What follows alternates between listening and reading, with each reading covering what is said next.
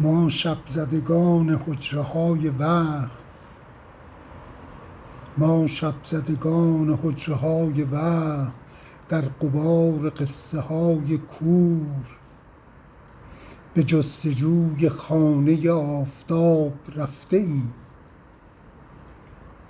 از پای فتاده در فصلهای حادثه، در سنگلاخ دره های بی عبور، به صید معجزه در خواب رفته ایم.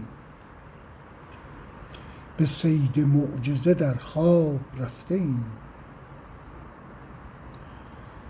با توشه امید دل به ره داده و اما در آتش عطش به وادی بی آب رفته ایم.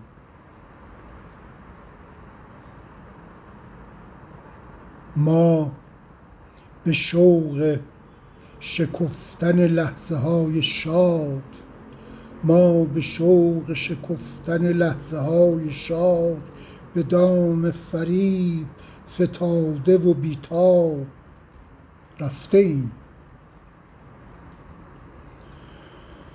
در جستجوی ساحل ایمن گشوده بودیم آغوش، چون موج آمدیم، چون موج آمدیم و اما به گرداب رفته ایم. چشمهای ما چه سنگین شده از خواب،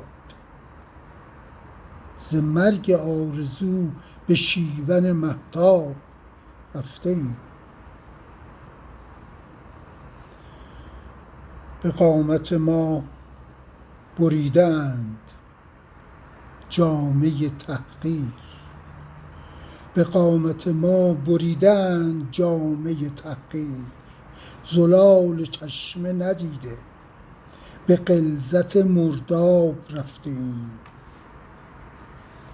حدیث رهایی ما مکرر کلام رایج بود، ولی ز سیلاب ریا به ورطه خوناب رفته ایم.